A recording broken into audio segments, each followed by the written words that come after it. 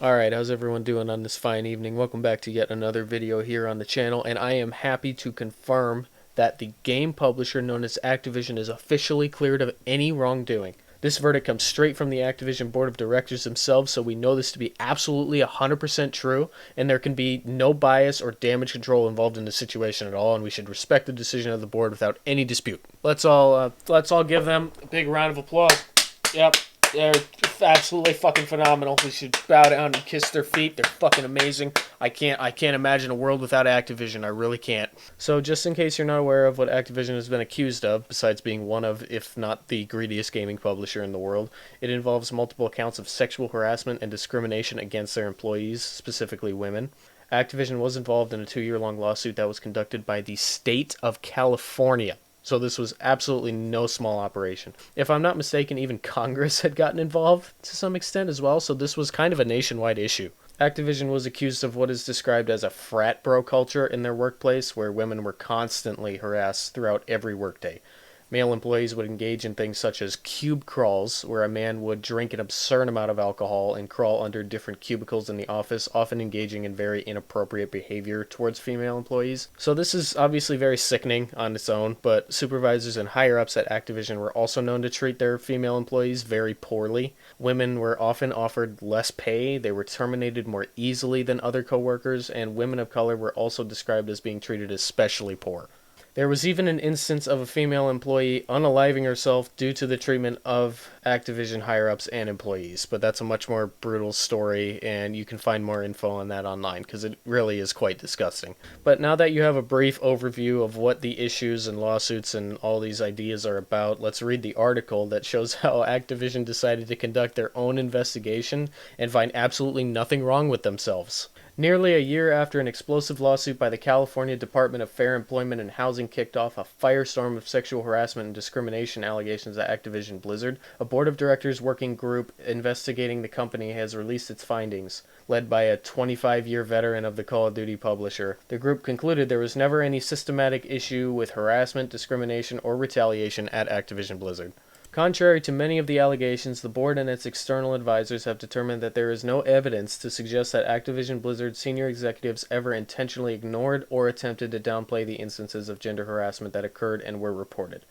The Workplace Responsibility Committee wrote to shareholders in a June 16th SEC filing. While there are some substantiated instances of gender harassment, these unfortunate circumstances do not support the conclusion that Activision's senior leadership or the board were aware of and tolerated gender harassment, or that there was ever a systematic issue with harassment, discrimination, or retaliation. Well, I'm sure we can all take the man who's been at Activision for a quarter of a century's word on this one. After all, the new criminal justice system seems to involve conducting an investigation into your own crimes and proving yourself not guilty in a court of law. Like, I actually don't know how they expect anyone to run with this total BS story they're giving us. 2 paragraphs into the article and you can already see how ridiculous this all sounds and looks for Activision. I don't know about you guys, but I would much rather hear it from the DFEH and the SEC that Activision would be innocent in this case. Don't get me wrong here, I would love for all of this to be untrue and to have no evidence of discrimination or sexual harassment or gender harassment in the workplace, because what these employees allegedly had to deal with is absolutely despicable. But besides Activision's response of, yeah, no, we didn't do that, all evidence seems to point to this not being the case. The report also claimed Kotick threatened to have his female assistant killed in a 2006 voicemail and interfered to prevent the co-head of Call of Duty Black Ops studio Treyarch, Dan Bunting, from being fired for sexual harassment. An Activision spokesperson told the Wall Street Journal at the time that Kotick had always kept the board informed, apologized to the assistant for the hyperbolic language, and that Bunting was properly disciplined when the incident occurred. However, shortly after the Wall Street Journal asked about the matter, Bunting resigned from the company. Well, that's not shady as all hell, and Bro basically admitted that Kotick did in fact threaten to murder his assistant, but that's fine because he said sorry. Well done, board. You did a great job investigating this. The board summary says its investigation was based on email communications, contemporaneous notes, and other source documents, as well as fresh interviews with current and former employees. But the board members didn't go into much more detail about the extent of the investigation, how it was conducted, or what raw data was furnished to the outside consultants like former EEOC chair Gilbert Casellas. Don't know how to pronounce that, I'm sorry, who concluded there was no widespread harassment pattern or practice of harassment or systematic harassment at Activision Blizzard or any of its business units.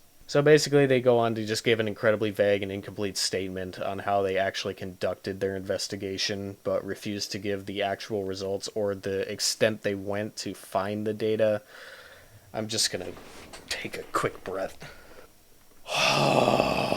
The rest of the group's findings are dedicated to forward-looking statements about new best practices being put in place, like a new ethics and compliance and a zero-tolerance harassment policy. In some cases, these initiatives appear to have been a response to employee demands marshaled together by the ABK Workers Alliance, and in others they have fallen short of these asks. Current and former Activision Blizzard staff are still calling on the company to directly involve it in the decision-making process for stamping out harassment and discrimination at the company. Some employees have already won that right legally through a successful union election for QA developers at its Raven Software studio. Currently in the midst of bargaining their first contract, Microsoft, set to buy Activision Blizzard for $96 billion, recently announced it would remain neutral on union matters as part of its pitch to regulators tasked with approving the acquisition.